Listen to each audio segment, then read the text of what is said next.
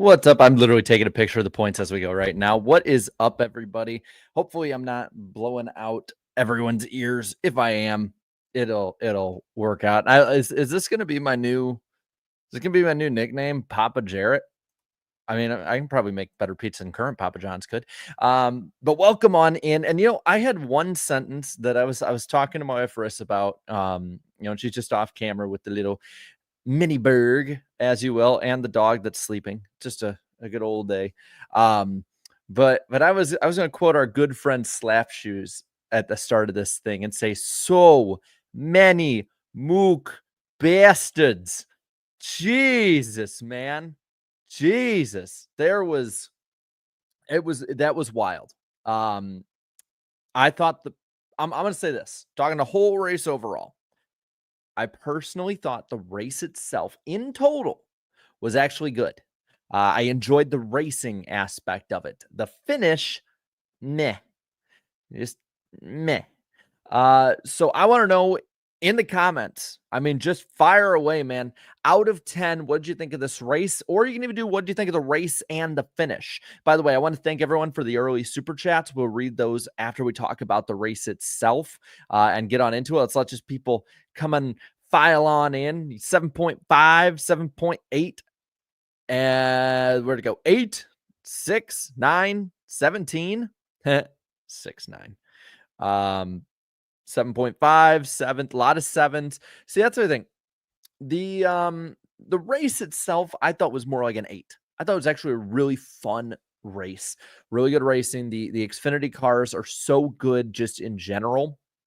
And you have, really, I think, two main players in this. Of the 205 laps we ran, 2 drivers out of 174 of them, 71 to William Byron mostly before his speeding penalty, and then 103 to Justin Allgaier. So you can't really say that one of the 2 best cars didn't win. You can probably go back and forth with it. Finish wise, not good. But to me, maybe it's because I'm in a really good mood after the greatest day of my life earlier this week. Thank you, Riss, for that, by the way. Oh, okay. She just smiled. I was like expecting like a thumbs up or just like, I got you. We'll work on that. I'm making her laugh. At least I'm trying to. Dad jokes are going to just get worse over time, guys. It just goes downhill from here.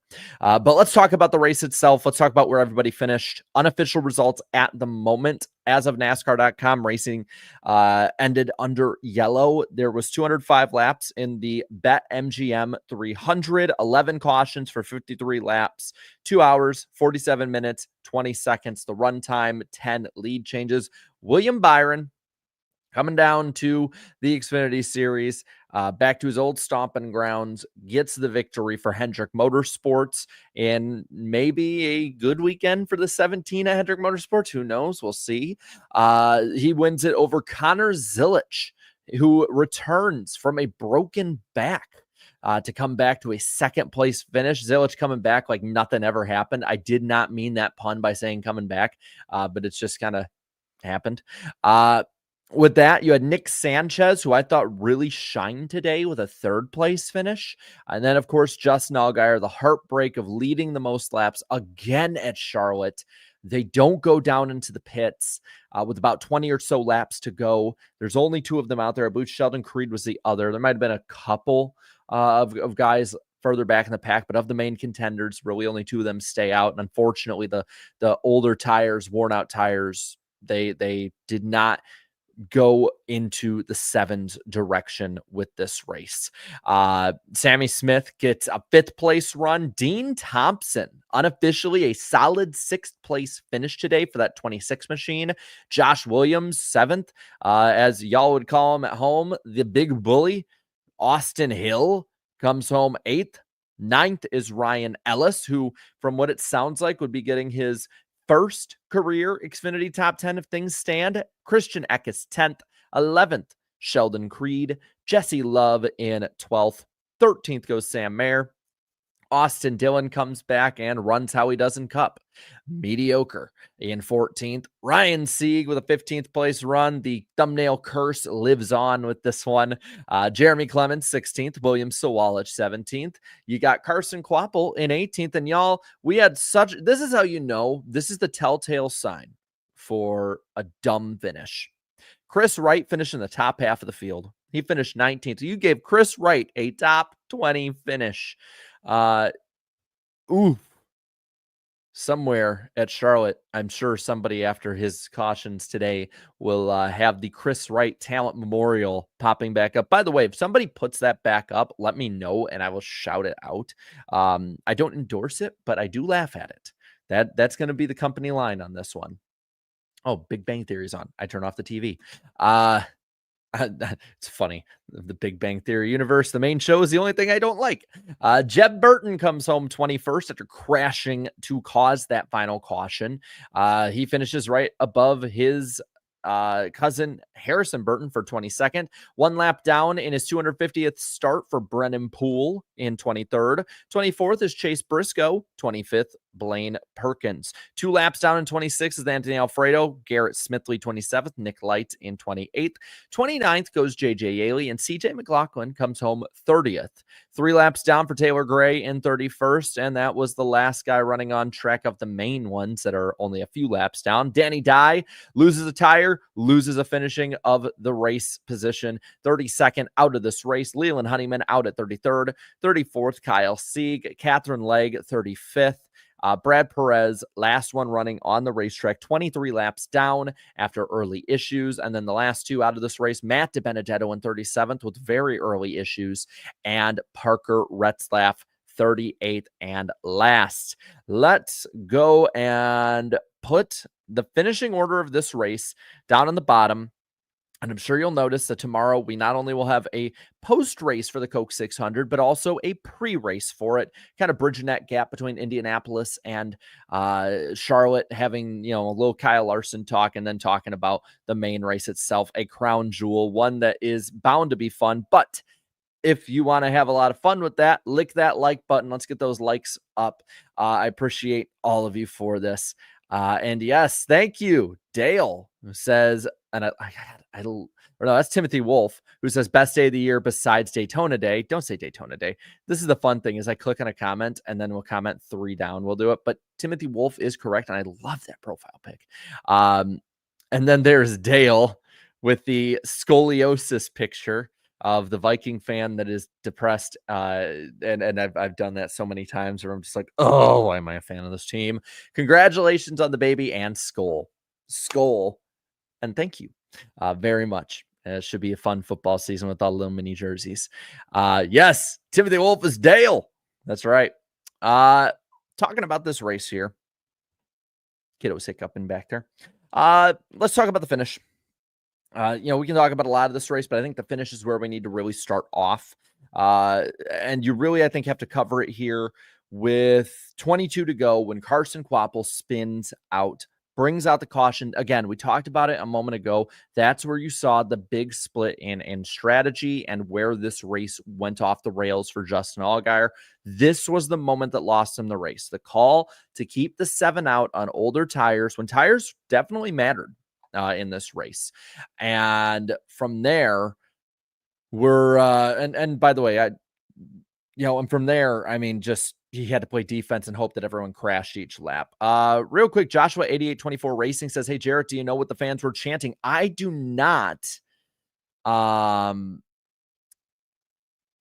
again, that is the worry of front stretch interviews. Just ask Kelly Stavist, who I think fell off the face of the earth.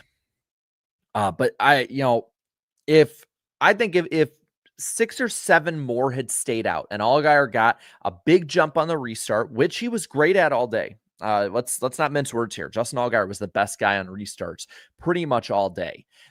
Then I think, I think that he would have probably gotten the win in this, or at least had a much better shot at getting the win if some better cars stayed out with him or any of that. But when you only have one good car stay out with you, the good guys back there, like Connor Zilisch, like Nick Sanchez, like a William Byron, they are going to eat them for lunch and get past them easily. We've seen it happen so many times. And unfortunately for Allgaier, that was the fatal flaw of this race. It's another patented JRM implosion. It just seems like every time JRM is out front and a bunch of them are there and competing for the win, they just grab defeat from the jaws of victory. They get it back going with 17 to go, and immediately there's a wreck. The 88 gets into the 20, which gets into the 31 that involves a host of cars. I think it was about 10 cars worth. You had the 31, obviously, the 20, the 88. The 8 was in it, 25, the 19, the 39, 16, 28. There's just a lot of guys that were really in that incident. And again, 12 to go, you have a rinse, wash, repeat. 7 gets out again, but the 32 and the 53 are around, with Yaley getting into Catherine Legg. And that same restart, I believe Sanchez got into the back of Jeb Burton, and Jeb Burton was quoted as saying that he would like to break the 48's teeth in. I love the radio chatter from Jeb Burton, because it's like a much more distinguishable Ward Burton. And I love how mad he gets. And the funny part is, for the most part, it's pretty much all talk, but I absolutely love hearing that. And yeah, very good stuff. 5 years in a row, the 600 is sold out. So let me write that. 5 years row, 600 sold out. Cool. Yeah. Awesome stuff to see with this weekend, and a revitalized crown jewel, in my opinion, since the COVID pandemic. This race has felt special again, where it didn't before. But we're going to talk Coke 600 tomorrow after Indy. Now we'll talk a little Indy and Larson then. So let's cover Xfinity. Let's finish up with the Xfinity side of things. So we have, of course, Jeb Burton wanted to break the 48's teeth in. I'm not surprised, because again, he is very much a radio warrior. Absolutely love it, though. I would not trade it for the world, because I find it so damn funny. We get it back on with 6 to go. Jeb is up front at this point, by the way, and the 7 gets away. 88 and 48 get up front for second. They just get out ahead. There's a crash behind them, though, bringing out a caution with the 28, the 70, and the 20. The 20 had a flat, goes on the track and collects the rest for the most part. But again, just these dumb wrecks over and over again that have really, I think, in a lot of ways made up a lot of these Xfinity finishes. I know Martinsville is always going to take the cake, but there's been some others that are lesser, kind of like this was. And I believe they said what was like their 5th or 7th overtime finish. It's been rough when it comes to clean racing in the series, but I have to admit, this was the caution, and not for even the Rex reason. That was just dumb. But this was the caution for me that made this race finish, because a race I liked, the finish, so bad it was funny. Under that caution, as they're going to overtime, they have to postpone it another lap or two, because Danny Dye, Michael Waltrip, look away. Daniel Dye's tire flies off before the restart. The wheel out of control. Pulling my inner Vince Welch there, and off the car, Danny Dye out of the race. At that point, it was comical. You might as well just have fun with it. And that's exactly where I was with that. I thought was absolutely hysterically funny in the stupidest way. And you know what? Maybe later in the year, when NASCAR fatigue is set in and we have raced 80 some races across the top 3 series combined, I'm gonna be like, oh brother, this guy stinks. But you know what? I don't care. I don't care this time. It's still early enough in the year. We're still like a third of the way in, or a little past a third of the way in the year, to the point where I'm just, I think it's funny. I think it's funny. And that set us up for overtime. You had a great save on the backstretch by Sieg after the 7 got out front with the 17 in second. And to me, I knew that if they were able to make it to the line, no caution, make it that full way around, with as good as William Byron was, this race was pretty much over. And I was proven right. The 17 just blew the doors off the 7. Tire advantage was there. I'd argue slight car advantage. So that I think, I would actually argue car advantage. Maybe not slight, but close. Just because the 17 did get away from the 7, but the 7 was the only one that stuck with William Byron for the majority of this thing. And yeah, spam wheels in the chat. That's awesome. You guys are funny as hell. Look at all the wheels in the chat, y'all. Come on, let's get more of them. Spam as many wheel emojis in the chat as you can. Keep it on spinning. I absolutely love this. Yeah, tire advantage. Only 3 of them, though. This one had 5. So, absolutely love it. Y'all keep doing that. Keep spamming them. Have fun in there. Of course, with William Byron getting past, he pulls away. Connor Zilisch got up to second, but there was no way, especially with the tire rub it seemed that he had. The car wasn't as up to snuff as the 17, and just quite frankly, he doesn't have that experience that the 17 does. He was not going to catch him. Race was over even before they crossed the line, even before the caution came out. William Byron getting that win. I want to see, where does that put William Byron on the all-time NASCAR Xfinity Series wins list? Because I was looking last night at the wins list after Corey Heim won, and I saw that Corey Heim, I think, is currently tied for 10th all-time on the truck's win list with Matt Crafton. He wins another one, he'll get to 16, I think, and be 10th alone and all that. But William Byron, 5th win. So that's only his 5th win? Really? Shit. I always thought he won more. That's probably because he was so damn good in trucks. I like, so with this is funny now that I've looked at it. It might not be as grand or big as I thought it was, but looking at it, here are the drivers with 5 wins in Xfinity with William Byron. Marcus Ambrose, Josh Berry, Brett Bodine, Kurt Busch, Bobby Hamilton Jr., Sam Hornish Jr., and Jeff Gordon. So he is tied wins all time in the Xfinity Series with the other successful driver of the 24 in the Cup Series. It's like poetry. It rhymes, to quote George Lucas. So I want to say this too. I saw a lot of people get rid of the bushwhackers and all of that. Can we just stop having the bushwhacker conversation? By the end of the season, once they're not allowed in a lot of the races, this isn't going to be a big deal. The 17 is going to go to Corey Day, so it's probably not going to be in contention the rest of the year. No disrespect to him, but the kid's just not there yet. A lot of these other ones drivers aren't going to be going down there and racing all that much. Some of the bushwhackers today were complete no-shows. Austin Dillon, again, looks just like he does in Cup, middle of the field. We've hit a good medium between the overboard stuff of the 2000s and completely banning it. Can we just stop having this conversation? Because there's no real conversation to be had. I honestly don't see a problem here. I had to say it because it's been bugging me, because I do like every now and then, I should say, them coming down, but this was not an issue.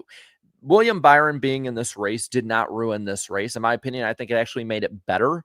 And I like having 1 to maybe 3 or 4 of them jump down most early weeks in the season. Plus, if you want to accuse me for bias, sure, because my pick won, guys. My pick won. I'm actually really catching up to Eric, so as long as I have a good Indy 500 and Coke 600, it might be a fun week in the pick points. No, we're still ahead of Danny, I think. I don't know. We'll find out. You'll find out on Thursday on Eric's channel. So, yeah, lame. I get it. As for the rest of the race, looking at some of the other points of this race, because there was not just the finish. The finish definitely made up the biggest part of it.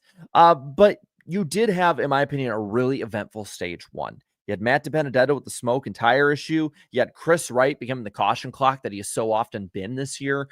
You had a lot of things that's like, man, Xfinity racing is back after the longest off break that they'll have all year, which they'll be back at Nashville and then I think take another week off at Michigan before Mexico. So,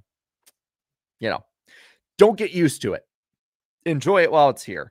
But you had Byron battling up to the lead. You had the 54 and the 88 battling at different points. And I'll say this, even though we got caught up in trouble, Gray, I think, looked like he should early in this race. The 54 team had speed.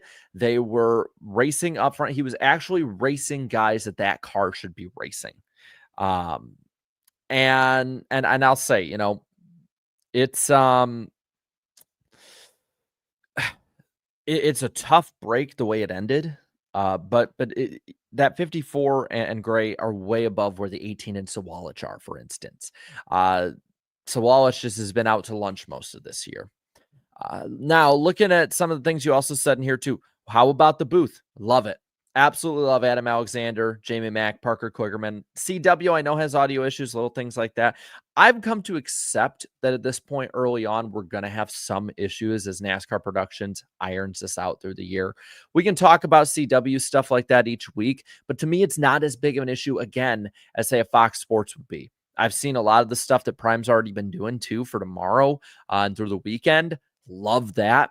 I honestly think outside of truck races, we're going to have great broadcasts the rest of the year in NASCAR. And after having to slog through the BS of Fox, you know what? I'll take it. Like, I will completely take it. Yeah, Prime. I mean, you know, I think Prime looked pretty good. CW, I think, has been pretty awesome. And they're New Garden. Everyone's I see people with their picks for the Indy 500 in there. But mostly, though, like I said, bringing it back to early in this race. Early in the race, bunch of cautions coming out for different reasons and all that, but not too overboard. Byron did win the first stage over Zilisch, Allgaier, Mayer, Jeb, Ryan Sieg, Gray, Sanchez, Jones, and Love. The second stage, I'll be honest, was not all that great. Or eventful at least. It was really a battle between Byron and Allgaier. And I wish that Byron hadn't had the speeding issue and they could have had a long green flag run to the finish, because I really think that those two were the best out there pretty easily. And it would have been a lot of fun seeing the best, I would say the best Xfinity regular face off against one of the top 5 Cup drivers right now, especially in the next gen era, and see them battle it out like that. But the race didn't play out that way. Byron, of course, winning the stage over Allgaier, then Zilisch, Gray. Jones, I believe, was there, then Mayer, Sieg, Love, Creed. I keep putting Cole Custer. I've realized I've done that multiple times where I put Cole Custer instead of Creed. And Sammy Smith gets top 10 as well. This is where William Byron gets the speeding penalty. And again, that's what made it fun for me. And maybe it's because I picked him and I was specifically wanting to watch that. But seeing the 17 carve his way up through the field and then have his progress stop around 7th or 8th and actually be challenged at different points because he had burned his stuff up and was going against good cars. That's what I want to see out of Cup. That's what I think we can see tomorrow, being a mile and a half and Charlotte being so good here. With the next gen car, you want to see these cars fall off. You want to see them be able to burn their tires off through the run from driving it too hard. That's the NASCAR I grew up in. That's the NASCAR that I remember as a kid and a teenager watching, with the Gen 4, with the COT, which technically this car is, with the Gen 6, especially pre-550 Gen 6. And we don't see it as much in the Cup Series, but we see it in the Xfinity Series. So I really, really like it. Question here from Andrew that was answered earlier today. Does Larson have to start in the back for the 600? Sounds like NASCAR has waived the procedure on that one, so he will not have to start in the rear from the sounds of it, at least what I saw on social media. So there is that. There's a lot to talk about this weekend. It is one of, racing wise, this is one of my favorite weekends of the year in so many different ways. But we kind of got caught up to where the finish was. You had those green flag stops, caution in the middle that shuffled everything up as well. This race to me, until 22 to go, or no, I'd say 17 to go. That I won't even call the caution that caused this to be bad, because that happened. I'll say until 17 to go in regulation, this race to me was a solid 8 out of 10. And I would even give the race overall a 7 out of 10. I won't deduct it too much from the dumb finish because I still had fun. If I looked back on today at this race, I would look at it and say, did I waste my time watching it? And in my opinion, I didn't. I mean, even the finish, even with it being an overtime, even with all of the BS surrounding it, the finish still was fun too. It actually was. The battle between them, if that happened under regulation, we would actually be saying how much fun this race was. And as also if it happened without a million cautions and dumb things before that, we would say how much fun it was. So I wouldn't even say the actual last 2 laps finish under overtime ruined this in any way. So, I know people disagree. I know maybe I'm just too much on the good vibes NASCAR Kool-Aid right now and good vibes Kool-Aid overall. But I don't apologize for it. I had fun today. I thought it was a fun race. And I thought last night's race, for the most part, while not maybe the greatest, was still good enough to have fun moments with and have some fun within the starting half at least of it. And I think the 600 and the Indy 500 will be fun tomorrow. I won't be watching the F1 race because I'm busy in the morning, but I'll watch the other two because I know that those two will have great shows. So, let's have some good vibes heading on into the greatest day in motorsports because it surely is. Let's also look at these super chats. Let's finish off on the super chats. By the way, we will be live tomorrow before and after the Coke 600, and then live Thursday night on Eric Estep's channel for a live in-person show at my house with me, Eric, and Danny all in one place for NWP. So mark your calendars. We have a lot of fun stuff to talk about. Kyle Busch staying with RCR a little bit longer. Nothing's out there. There can't be something out there because if you willingly choose to go with RCR, nowadays, it's either you were driving a start and park-esque car or you're desperate. We'll talk about that definitely this week, and we'll talk about these races as well. And I have another fun random driver. Maybe I'll go 3 weeks in a row of stumping the panel on a random driver of the week. Let's look at the super chats to finish this off because you guys waited long enough for me to do that. I can show the ones that happened during the stream. Unfortunately, the ones that happened before the stream disappeared, and I apologize for that. It sucks because there were some really good ones that I'll have for you. First one from Carl Calvert for the $26.08 says $1 per Junior W to the most awesome Dale Jr. fan I know. Congrats on the Ice Cube.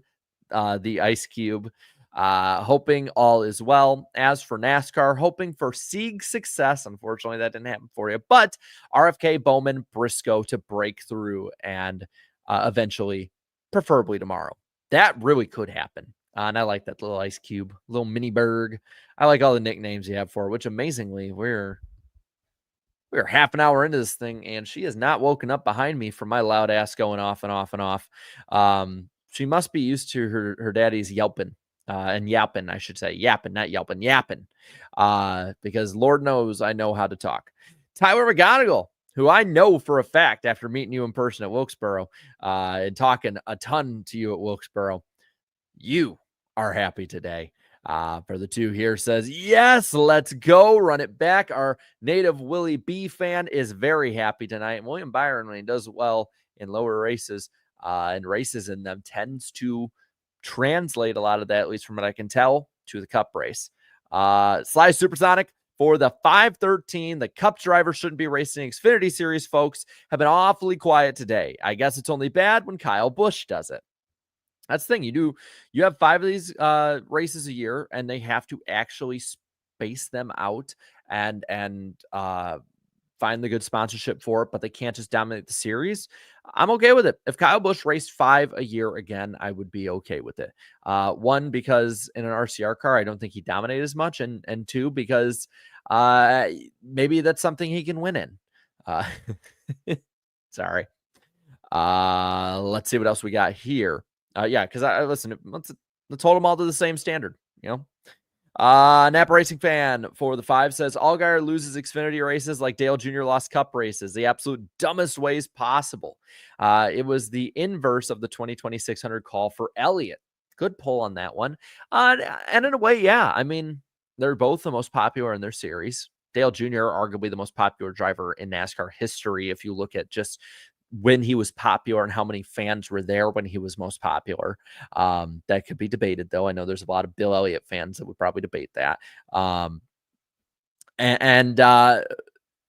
God, there were some doozies for Dale Jr. that he would lose. I mean, they're already referencing the Coke 600 in 2011 in the Prime commercials, and I'm still damn near 15 years later, like, too soon, man. Too soon. Like, I remember watching that race, cheering, bouncing up and down, because I think it was, 13 then. And as soon as he ran out of fuel, I mean, it was like a freaking meme. I fell to the ground onto my knees and just like sat there in silence in front of the TV, stunned for about 10 minutes. And then I just went to bed. Yeah, God, man. But Justin Allgaier, I mean, for an Xfinity guy, exactly the same. Andrew Winslow for the 2 says Taylor Gray is a lol cow for his miserable race. It was good for a bit, but yeah, it never turned out well. Rusted Valor for the 5 says Byron supremacy. Still don't like Cup drivers in Xfinity, but at this point, oh well. Again, yeah, I think we've hit the happy medium, and this really is something we don't need to open up the case for again. It's an open and shut case already. We've went through this, and I think people are only upset when drivers they don't like win. But I will give you that. If you're a Byron guy and you still don't like it and you're open about that, power to you, man. A lot better than a lot of fans are that are more biased. Fred Doug 81 for the 2 bad pit crew cooked fast pasta's chances today. Yeah, that is right. Damn. And then Flying Cactus. I love that throwback. Again, I love that throwback. I think we might have used that exact same picture for the Xfinity post-race show at Darlington this year. It says, damn ECR engines. Eye roll and shit emoji. It's rough. And then Steve-O, what's up for the 10? Says, calling it now. Takuma Sato gets the 500 win. Kyle gets a top 5, then wins a 600. Happy Memorial Day, everyone. Remember our fallen brothers and sisters who gave it all so we could enjoy tomorrow. The Takuma Sato one, David Land gave a good factoid about that. If you want to go back and watch NWP from earlier this week on Danny's channel, a lot of good insight there on the IndyCar front. It's always fun having David on just because knowing, hold on. Let's get me more on screen because knowing David outside of just his work environment, it is so fun talking to him about that. And then afterwards, or like on other sides, just shooting the shit about random stuff. Risk, can I tell the Talladega story with David?